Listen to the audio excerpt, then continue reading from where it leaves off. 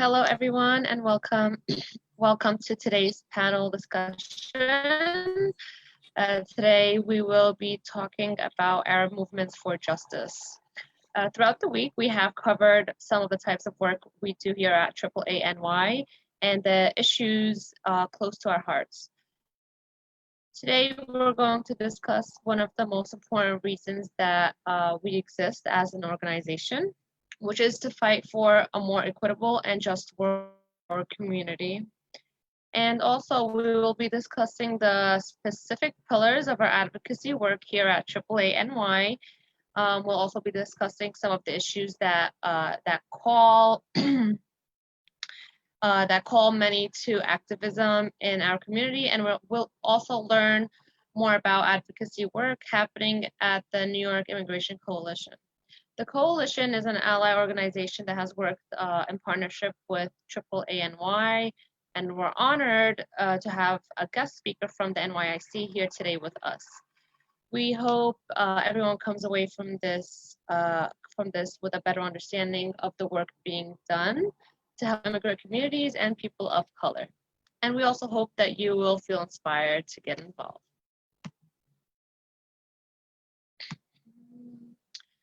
So generally, if any of you are interested in supporting our advocacy and activist work in the community and the services that we offer the community during this difficult time, please feel free to click this link in the description for this Facebook Live. Also, if anyone has any questions, please feel free to post them in the comments and we will get to them as soon as we can. So just to introduce our panelists for today, we have Yafa Diaz. She is our lead organizer for AAANY. He's our census outreach and Murad Awada. He's the executive vice president of advocacy and strategy for the New York Immigration Coalition. All right, so just to get started, we would like to ask our team here today of some of their highlights of what advocacy work they've been doing. I don't know who would like to share. Maybe Yafa can tell us about some of the things that her and her team has been doing. Hi, Sara, and hi, everyone in Bay Ridge. How are you? I hope you're all doing really well. My name is Yafa Diaz, and I have been with AAANY for over 6 months now. And I am the lead organizer and census manager, and I am so excited to be on this panel discussion. And just to give everyone in Bay Ridge and everyone on our live stream a little intro to the work that we are doing. We advocate on behalf of our immigration community. We advocate on behalf of our Arab community. We advocate for our friends and family and brown and Black folks who experience police brutality. We advocate on those who need special language accommodation. We advocate on behalf of our poor and lower class communities who need special assistance by the city or state. We advocate on behalf of so many issues, but mainly one of our larger advocacy and civic engagement campaigns revolves around immigrant issues. And so we'll be talking a lot more about that today. And then I'm gonna pass it to Sammy to speak a little bit about himself and the advocacy work he does in census. Hi, Sara, and hi, everyone in Bay Ridge. I hope Sammy. you guys are having a blessed Friday. So my name is Sammy Nijim. I'm the census outreach organizer at AAANY. So basically, our advocacy work goes beyond just helping our immigrant communities here. It's also just trying to help out our immigrant community across New York City with the census. As most of you have noticed by now, the census has been out since April, and it comes out every 10 years. So what we want to do is get our community, Bay Ridge community, and South Brooklyn in general to get counted for the census so we can receive that funding money from the federal government that can go towards our community and so on and so forth. So what we've been doing at AAANY is not going to as much as we would like to because of COVID, but reaching out to our community leaders, letting them know that if anyone in the community needs help filling out their census, we are 100% here for them. Great. And Sammy, can you share some about what passionates you the most about the work that you do, that you serve to the community? So I myself am an Arab American, first generation. My parents are both immigrants from Palestine, and I've also lived in Bay Ridge my whole life. So a lot of the things that sort of drive my passion for advocacy comes from my parents, and also better wanting to see better for my community here in Bay Ridge. So nothing better than to work with AAANY, who has actually helped my family before with their immigration issues and whatnot. So kind of giving back to an org that's been helping my family in some way, shape, or form, and also helping out my community in some shape, way, or form. So that's what drives me, coming from my background being a first generation son of immigrants, even first generation college student in this country. What is towards like my parents, just remembering and seeing what my parents went through in their years living here in the United States, and trying to make sure that there's not a repetitive cycle within the Arab community, so that we don't have to constantly feel like we're doing this alone. We're not doing this alone, where we have people to help us in a way. So a lot of my passion comes from my parents in a way, because of all the work they did, and them ensuring me and my siblings' success. Right. So they inspire you and encourage you to do what you do, I'm sure. Okay, great. I'm just gonna ask this question. Whoever would like to share can go ahead. What are some histories that have inspired any of you guys in your call to activism, and what keeps you guys motivated? Feel free to share, whoever wants to share. Hey, no problem. Can we pass it to you, Murad? If you could talk a little bit about how long you've actually been doing some advocacy work, and talk to us a little bit about the New York Coalition. Sure. Thanks for having me today. And I'm really excited because my air conditioner just started working again. So,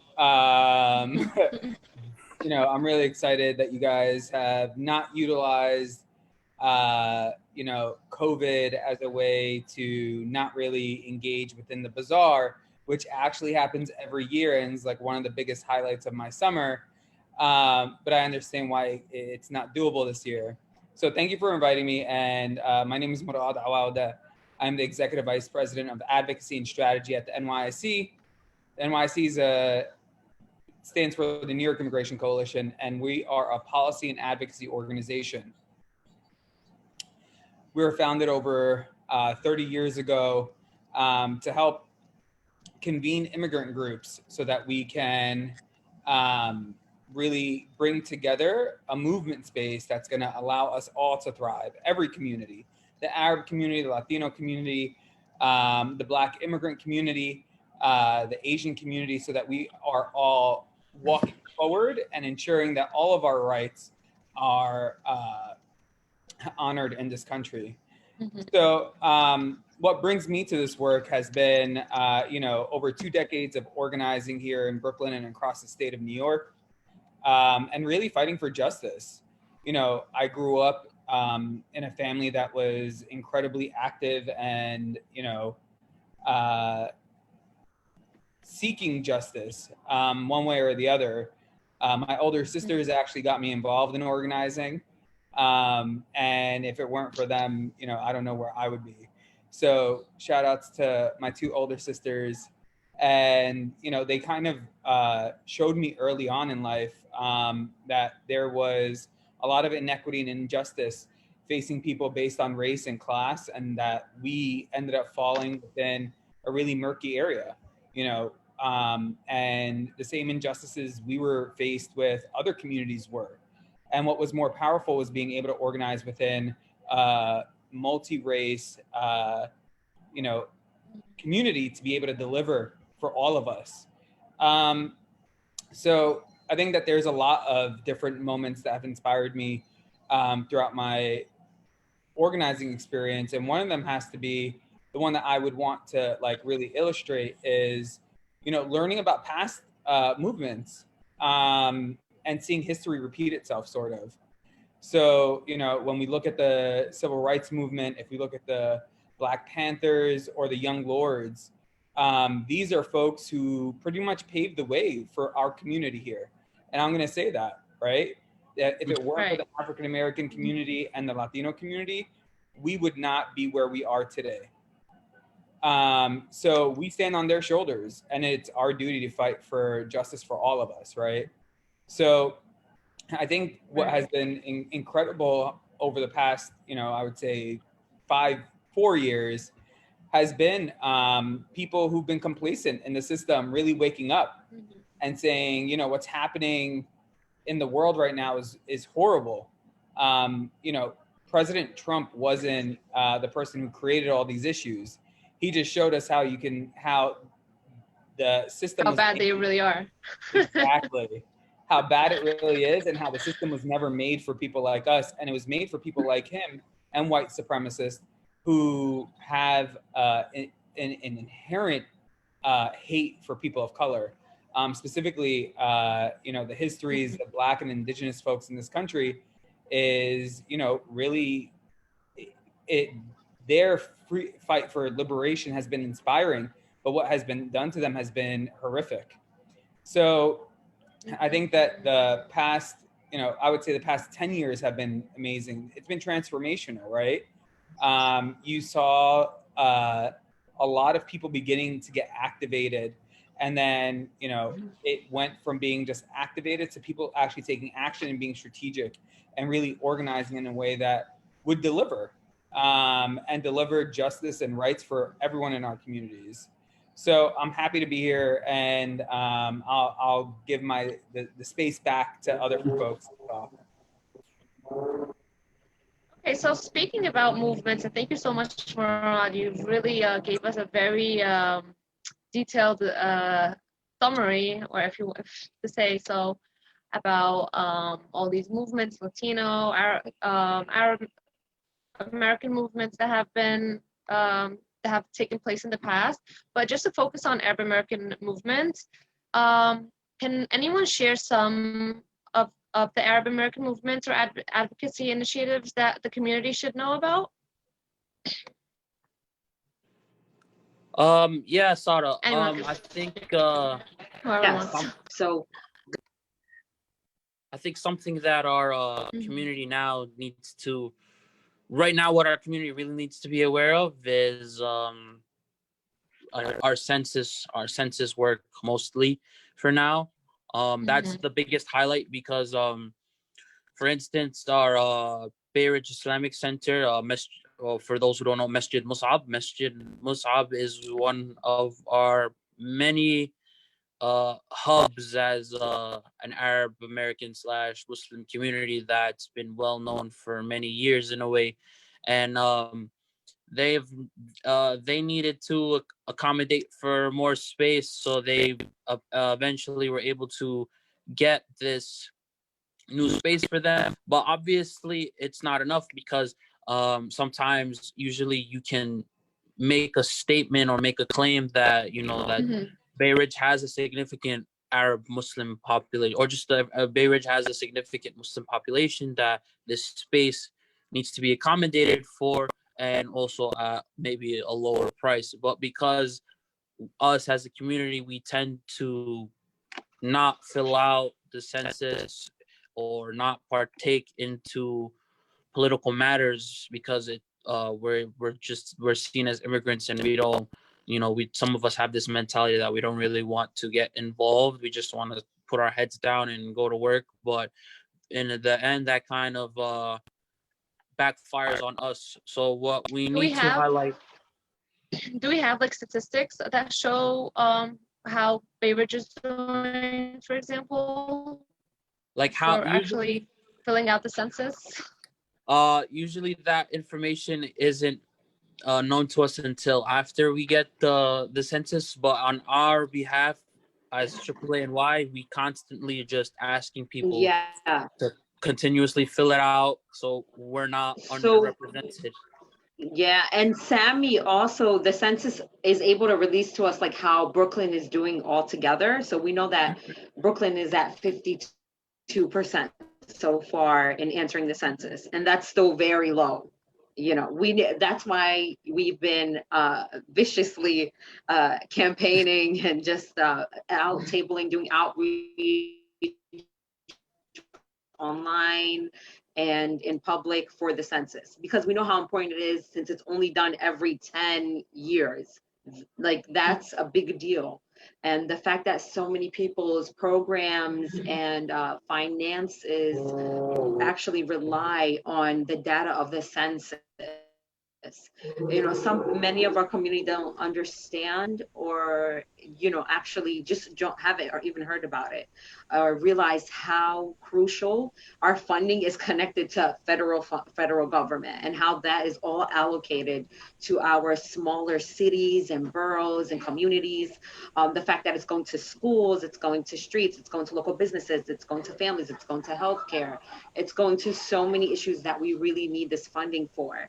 And unfortunately, because of the Arab relationship here within Bay Ridge and New York City, and the government being not so trustworthy when it comes to our citizens, our Arab American population's confidential information, we've had to struggle with that, right? But within these years, we've overcome it slowly each year, and emphasizing the importance of this is confidential. The census is very secure and safe, and there is a way where we can just drop off this information and all be accounted for without having to worry about like who's going to get it. The information is not shared with ICE, and the Census Bureau has made that very well known. We've emphasized on it so much.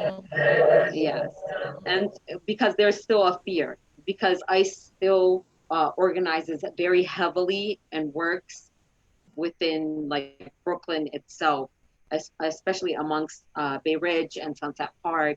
And so we've been those are one of the issues we've been tackling, which I can gratefully and happily say that with time and with our presence in the community, and being an organization that has been here for over 20 years, and I'll allow them to know that we're here, who we are, we would never fool you. And so those are like I would say that's one of our more important aspects of advocacy and engagement and civic engagement. Thank you, Sammy. No, I didn't mean to cut you off, but I wanted to emphasize on it so much. And Murad, go ahead. If you want to add anything else, yeah, I just wanted to jump in real quick. Our community here in Brooklyn has been really growing for decades, right? And a couple of things that hasn't been growing is directly related to the census. So first and foremost, I want to shout out our community elders, the leaders who really got the ball rolling in fighting for us, right? Before we were even born. So I want to shout out Dr. Jabed. I want to shout out Hosam Ramawi, Zain Ramawi, and Habib Juda, and all the community leaders, and Allah Yarhamha, Basma, Atwa, and everyone who really built out the foundation we needed as a community to move forward in life. So I want to first give them a shout out. But what they were fighting for was money for our community, power for our community, and respect. right? Those three things. And guess what the census does? Those It three gives things. your community the resources, the money, the power, and the respect. So the easiest thing that our community can do, and I'm not trying to erase people's concerns about their safety with the census, right? Because this administration has been incredibly horrible, specifically to our community and other communities of color. Excuse me, but it is incredibly important to fill out the census. And we are doing an enormous amount of work, not just here in Brooklyn, but across the state on census with our membership. And AAANY is one of our members who's doing amazing work here in South Brooklyn. So I would direct people who have questions. We can answer some of them today, but if you care about the quality of education your kid or you get, because young people may be watching this, right? So if you care about your education, or if you care about your kids' education, do the census.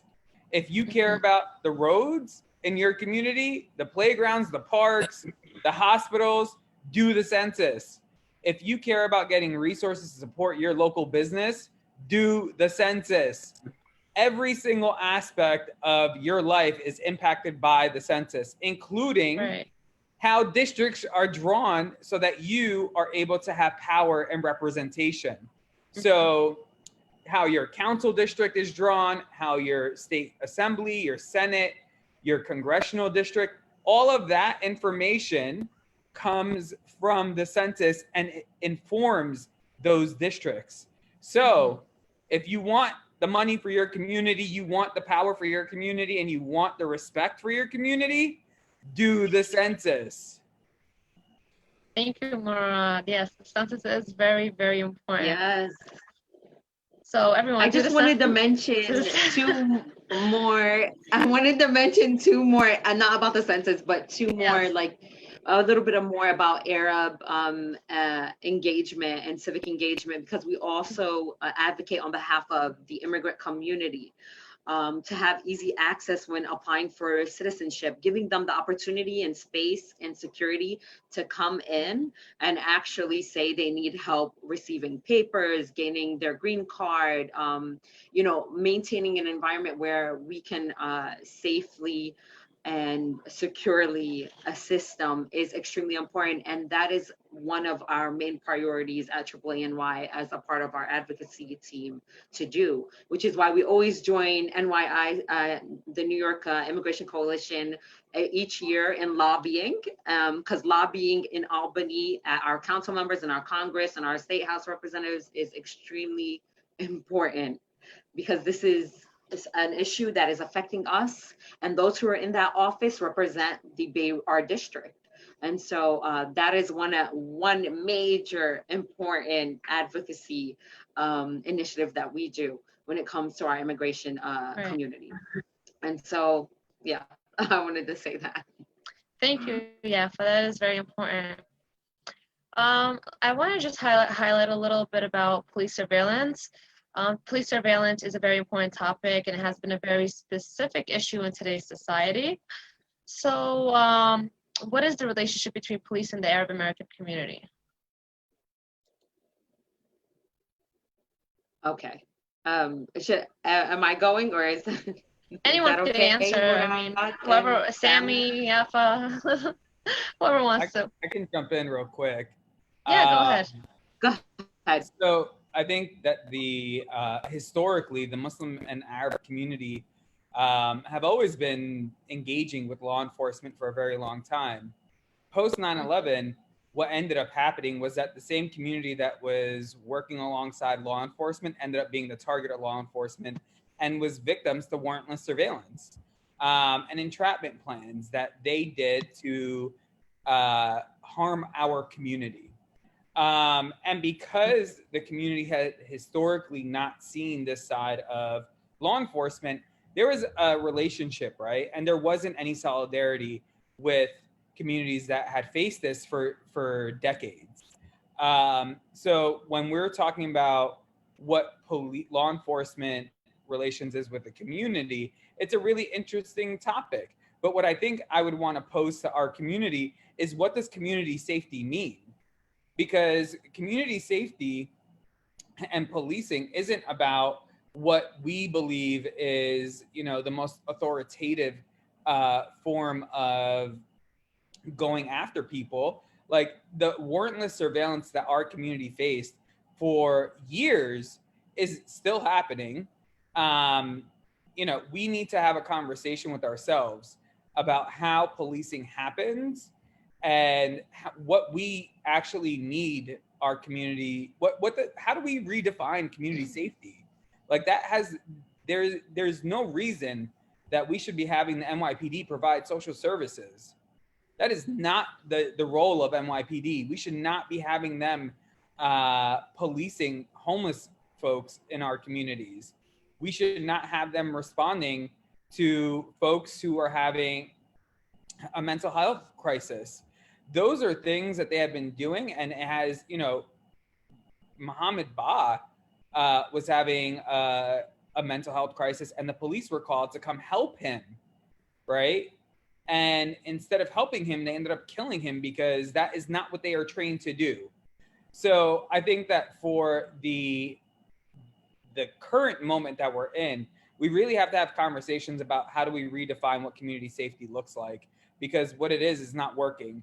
And we actually have to stand in solidarity with the communities that have faced injustice from, here locally by the NYPD, but also other levels of government, because that is where our true justice value from our community, that we are seeking justice for ourselves, is not just for us, it's for all of us. So our liberation's all bound up in one another, and we can't fight for something for us and not fight a different injustice that's not directly impacting us, but is coming from the same exact system. So racial profiling and everything else that the NYPD has done to harm the communities, there needs to be a real conversation around how do we have community safety in a different light, because what has been is not working. And I think that after you saw the huge movement for the defund the NYPD, where the ask was to take away $1 billion from the NYPD, you ended up seeing a lot of rhetoric being spewed, right? Like, you heard a lot of people talk about, oh, you take away $1 billion from the NYPD, it's going to be unsafe. Well, the NYPD under Bloomberg was $5 billion. It's currently over $6 billion that we know of. And with $5 billion, they were able to surveil our community warrantless. They were able to entrap our community.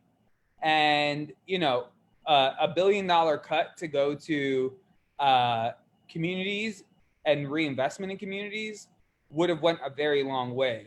But now we're seeing austerity measures happening at the city and state level, where they're going to start cutting the state and local budgets, which is going to impact people. And who's going to be the most impacted? The most vulnerable, the people who rely on these social services, the services that a lot of organizations, including AAANY, provide.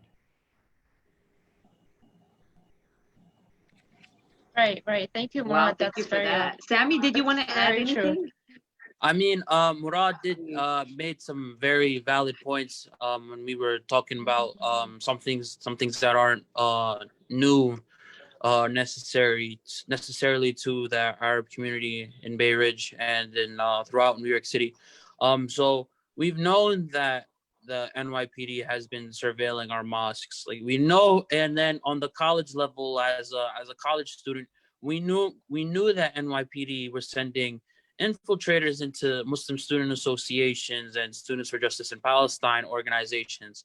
So this is not necessarily something new within our community. We've always been targeted, but what we need to understand as a community, an Arab American community in New York, is that our struggle with the NYPD may not be the same as Black Lives Matter, but we are still targeted by the NYPD in different ways, shapes, and forms.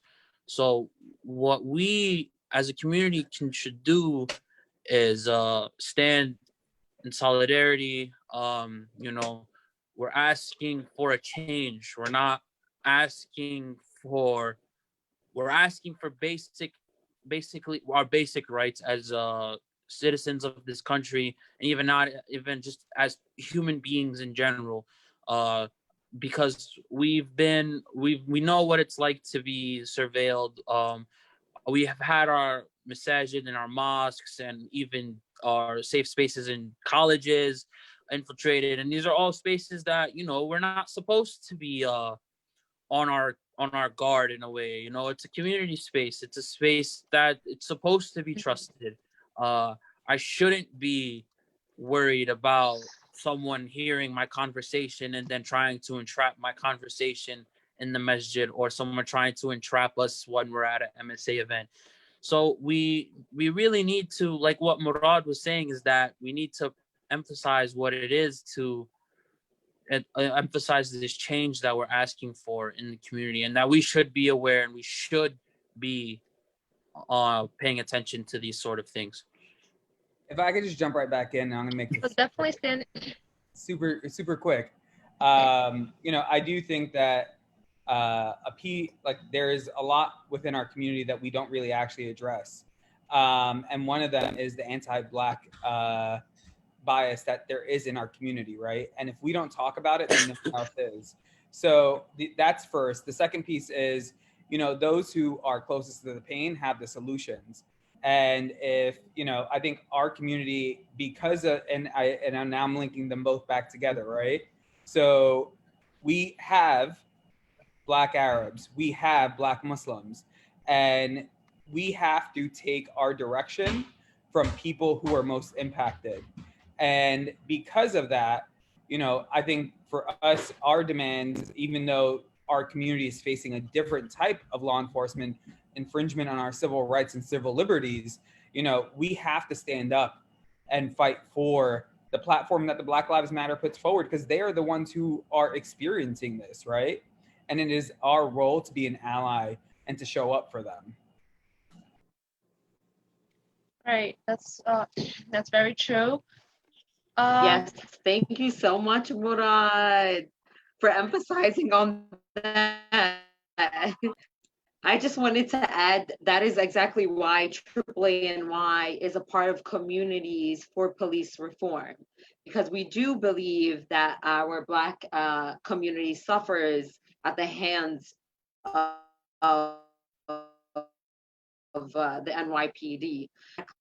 Like they're not going through a daily struggle within their neighborhoods, because we've felt that, and they've stood by our side when we were being surveilled, and still to this day, you know, no one knows how comfortable or safe their mosque is when they're going into it. Still, people feel as though there is an infiltration, which is unfortunate, because everything isn't as shared the way it used to be.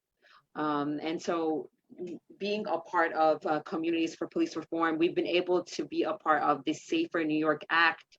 And we can proudly say that we assisted and did as much outreach during the time where we repealed 50A, we passed the special prosecutor bill. And so all of these things are very exciting, but it also shows us that people have a voice, and people powering communities together can accomplish the most exaggerated cases. You know, you think you can't do it, but we can. And, you know, just having that form of solidarity when it comes to such severe cases is extremely important. And thank you, Sara, for being so patient with us. I'm gonna give it to you now. No, that's fine. You guys are doing well. You're giving a lot of information, which is great. Can you just discuss a little about the Arab American solidarity with the Black Lives Matter movement? Yes. So going back to what I was saying about being a part of Communities for Police Reform, where it's a coalition of many organizations who also lobby, who advocate, who do outreach work, who do all of the amazing work that AAANY does, but on a more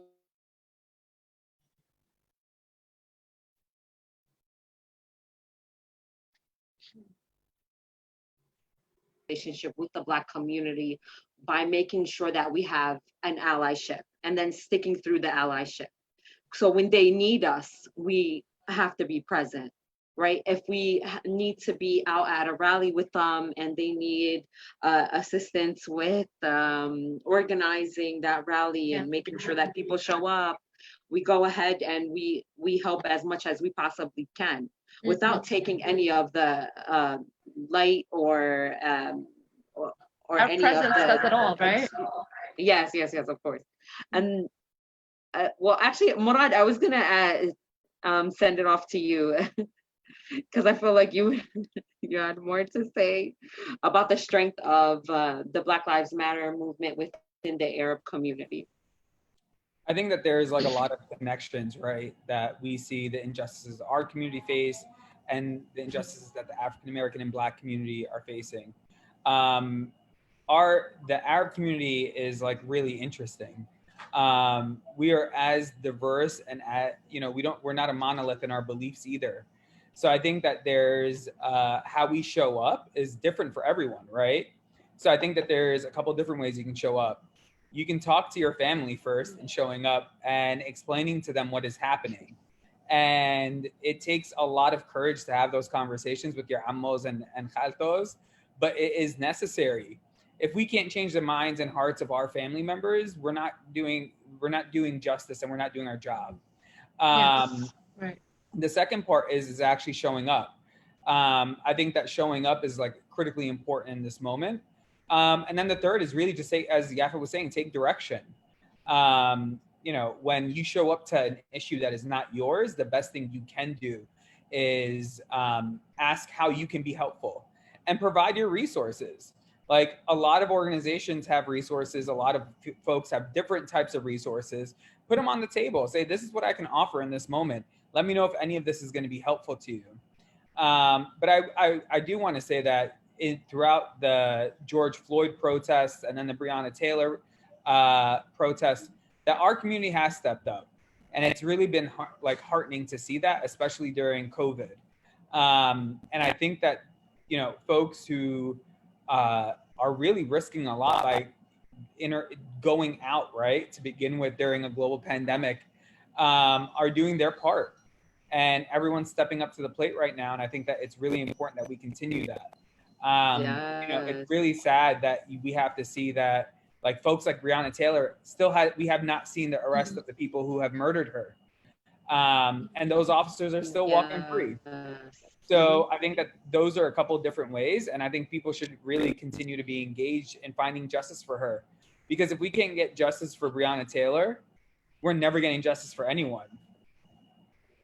Yes, so true. And then I don't know if Murad and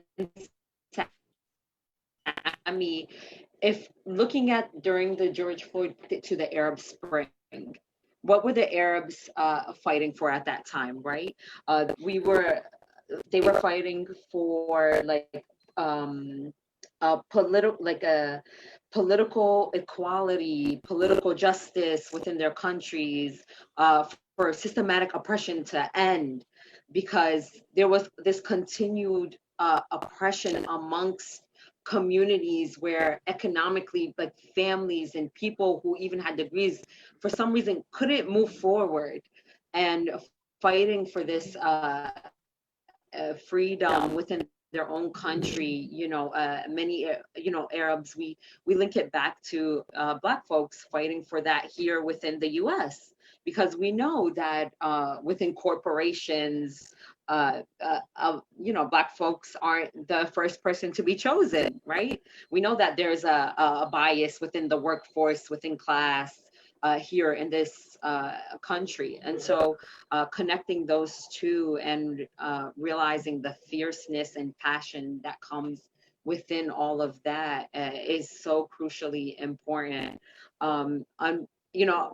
I I can't say that in, you know, this country and that country things will go as smoothly, right? Because in the Arab world, we saw that they had it a lot worse than what Americans probably experience here. Not saying like one pain is greater than the other, but unfortunately, some systematic oppression overseas is so heavy, and strict and hurtful.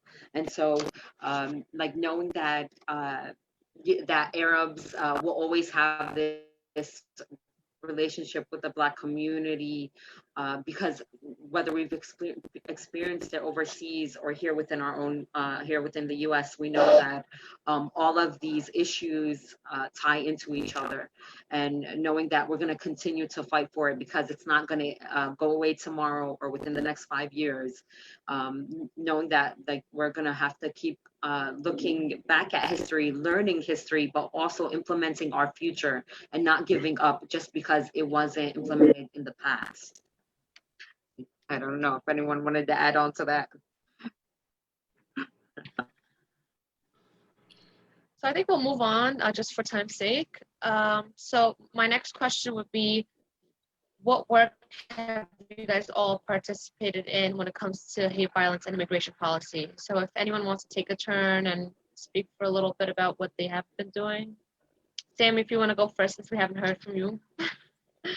So I feel like a lot as an Arab American community, we especially along with Arab American and very high Muslim community here in Bay Ridge, we really do have to emphasize that not all police officers are our friends, because we've had instances where our own community members were attacked for their identity, you know, visibly showing that they're Muslim, whether they're wearing hijab or they're growing out their beard or they have a very, you know, Arab name.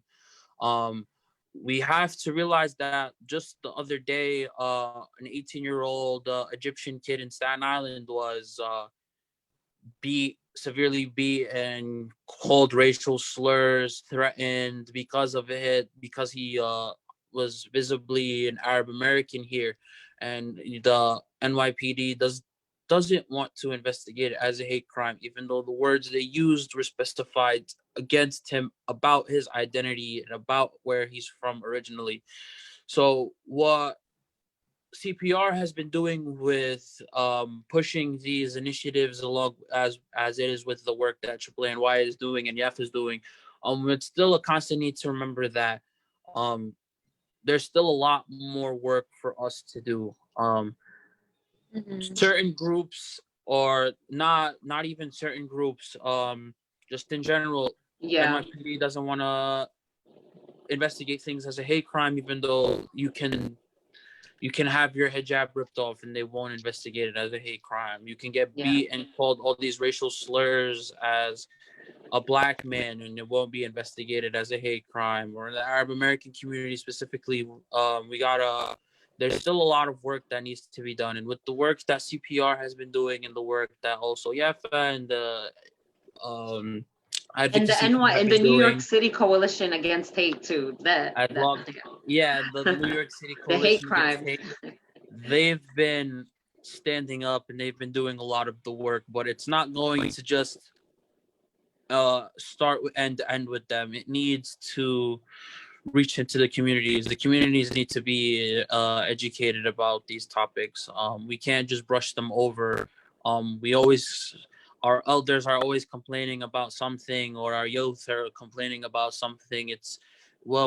You gotta educate. You gotta know what you're going to be fighting for. If you're tired of this, then you have to get up and take a stance on it in some way.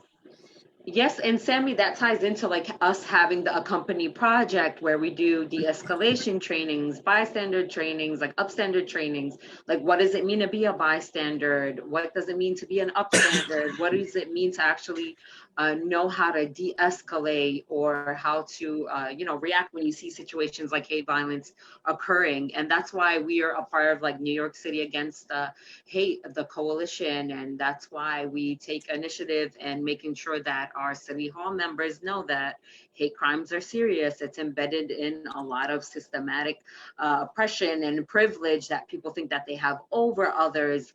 And then also, continuing to give our community the resources that they need to combat this is, one of our main goals and having the Accompany project. That's why we make sure we have these trainings. Whatever you need, we're here by your side. We teach you your rights. Knowing your rights are so crucial when you're stopped or when you're in any type of situation where you know that you're being abused by either law enforcement or like your own community. So, yeah.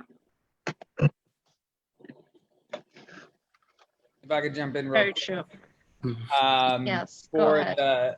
for your initial question around like what has happened around like policy change, I think if we look at last year, a lot of organizing went into the work that we have been doing here in New York City and New York State. And give me 1 second.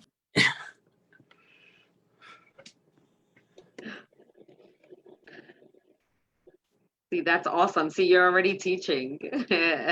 Yeah, my son is right next to me, and he's you see how important that is? Like that's a generation learning, teaching. And we started organizing to start bring out real change, not just for us but for everyone. And in 2019, last year, which seems like 10 years ago, we actually passed a whole bunch of comprehensive laws at the state level. And those laws change people's lives every single day. And that's the kind of work that we do, right? So when we passed the Green Light New York bill, that was a statewide effort, all the way from Buffalo down to Brooklyn, down to the east end of Long Island. And we have seen the power of organizing collectively, right? And across issues. A lot of people in our community are in this moment are able to get a driver's license regardless of not having a social security number. And that is critically important, right? For everyone. Additionally, we fought for and advocated around the Farm Workers Bill of Rights. Farm workers in the state don't have the same rights as other workers in the state, and they still don't, even with that bill, because it's being challenged. So there's a lot of work that we did in 2018 to really change the way people's rights are being seen and felt. This year, we were able to successfully pass Protect Our Courts, which makes it, it does not allow ICE agents inside a courthouse or around the courthouse, because what ICE was doing was actually picking people up who were going to the court, and either they're defending themselves in the criminal justice system, or they were victims of whatever, and they were being targeted by ICE. So what ended up happening was, because of that power that organizing builds, it really transformed the way that we're doing our work. One thing for folks to be on the lookout for is really thinking about a new campaign that is not necessarily new, but new again, called Our City, Our Vote. And it's really thinking about how, folks who have status are able to participate within local elections. And that's the next big campaign that folks like AAANY are going to be working on, as well as the NYC, to really bring about that change that we want to see within local power. There's a ton of people who don't have a choice in who their elected official is. And there's a way that we can change that. And that's what we want to do, to empower people to vote in local elections, and really start changing the narrative around, you can't represent us without being aligned with our issues and our solutions. And in some communities, you have districts that are 35% voting block and 65% who can't vote. So the Our City, Our Vote is looking to transform that and really make sure that representation is across the board. Okay. Nice. So, how can people who are interested in getting involved in activism go out there and, do something or make a change? They can contact AAANY. I think Sada to answer that. Mhm. When you want to get involved in activism, you have to really educate yourself, and also you're gonna have to do a lot of thinking for yourself that you probably wouldn't have thought about thinking about. So what I mean by that is you gotta almost decolonize your mind in a way. You gotta really just Mhm. realize that things that you may see on TV or hear from CNN or read in the papers aren't exactly how you should be taking into that, and being very Mhm. and what we also as you so educating yourself is very important. Knowing your place in a movement is also very important. Mhm. I'm not a black man in New York City, so I don't experience the What they same may treatment that experience. NYP. Yeah, I Yeah. don't experience the same treatment that a black man with the NYPD, but I Mhm. do. Well, but I did educate myself, and I did realize that this is what it's like to be a black man in America. So really educating yourself and really seeing where you fit into a movement as is where things come into play, and Mhm. also as activists ourselves or people that are very passionate about things, we have to be very careful with the tone that we use in a way. We never want to deter someone away from a movement or deter someone away from wanting to get involved in activism if we're doing that constant limbo of whose struggle is worth more supporting. All our struggles are under this have the same oppressor in some shape, way, or form. We have to, as activists, continue to educate our communities, and make sure that we're not discouraging anybody from joining our mission. But as an Mhm. activist entering the wanting to enter the spectrum, you really have to. I really highly recommend you reading and educating yourself, maybe decolonizing your mind, educate, maybe reading things that you wouldn't have thought to read about. That's what I think that if you want to be Mhm. involved in activism, you have to do. It's a lot Mhm. of knowing what to do, knowing what to read, knowing where you belong, sort of thing, and never wanting to discourage someone from joining your fight. Yeah. You definitely have to Yes. prepare What about you, yourself and do your Marai? own research, of course. How can people get involved at the through New York Coalition, the New York Immigration Coalition, if they're interested in like activism or specific issues? I think folks should definitely figure out what they want to do. Right, there's a whole bunch of different ways you can get involved, and I always tend to think that um, you know, the best way of getting involved is getting involved locally in your community and then fighting for something that is really meaningful to you. Our work is really important at the New York Immigration Coalition. For folks who are interested in joining our efforts, we have an action hotline, an action alert network, which you actually can text. And it's texting NYIC to the number 8. Sorry, getting the wrong number here. I think it's like 52. I'll pull it up right now. Don't. This is the first time I blanked on it. It's really interesting.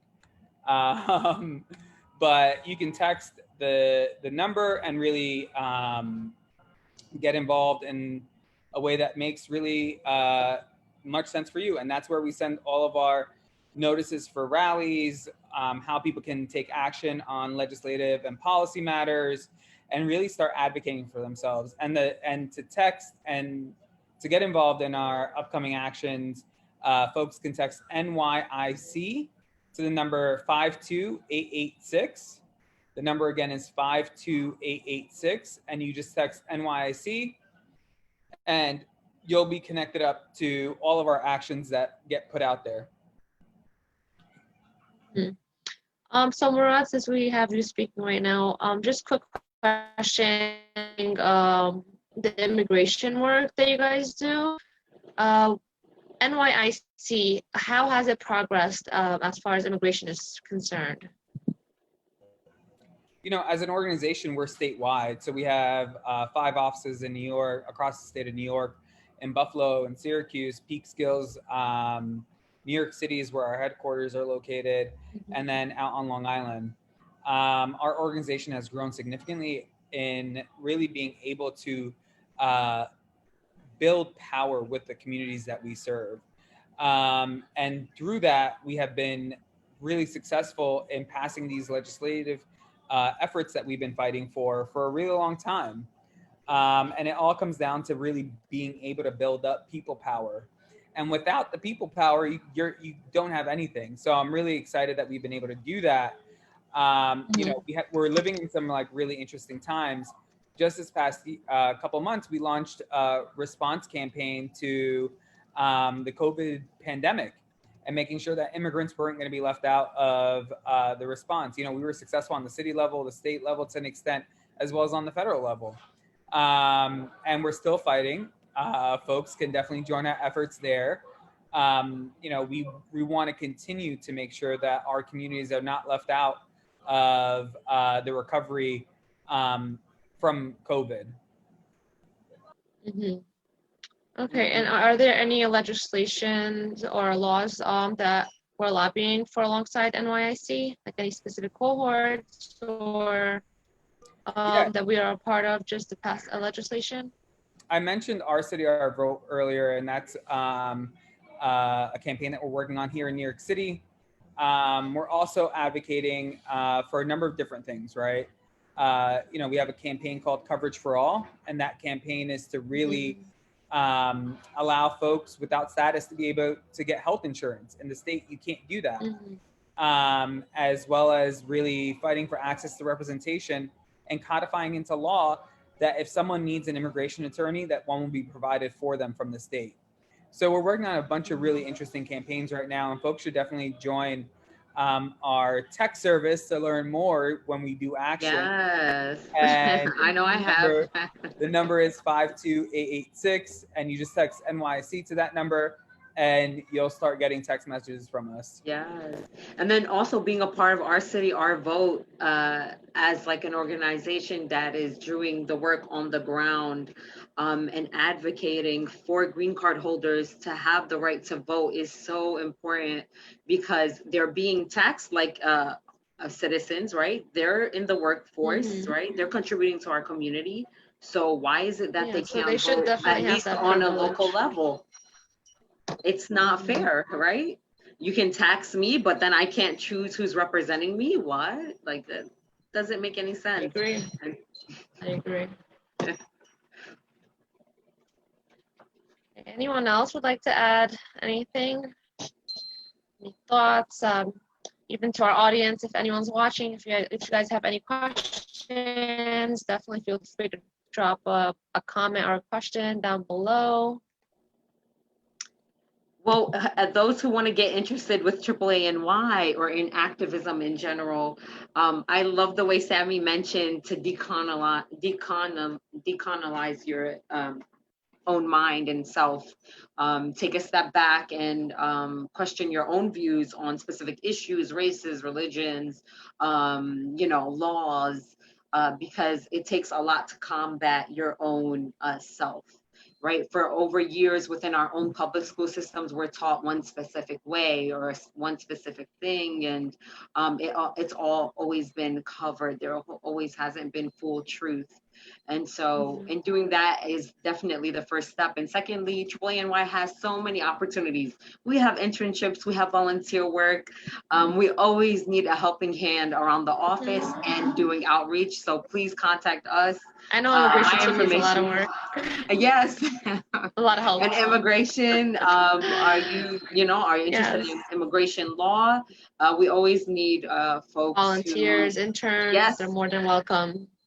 They play the most important part within our office. Sometimes we can't do everything, and that helping hand actually helps our community reach their goal. So. Yes. Sammy, would you like to add anything before we wrap up? for today? Not really, Sara, except for Bay Ridge. Do the census. That's all I gotta say. Yes. That's more than enough, I think. All right, well, to wrap it up for now, thank you all for coming, for attending, for giving us some of your time to watch our live stream. Definitely, if you guys want to support our advocacy work or any other department in general in our organization, definitely feel free to contribute a small donation, whatever it is. Anything counts. The link is down below in the description box. And once again, thank you all for joining us today. Yay, thank you. All right, guys. Reach out Bye, to us if you want more everyone. information. Bye-bye. Yes.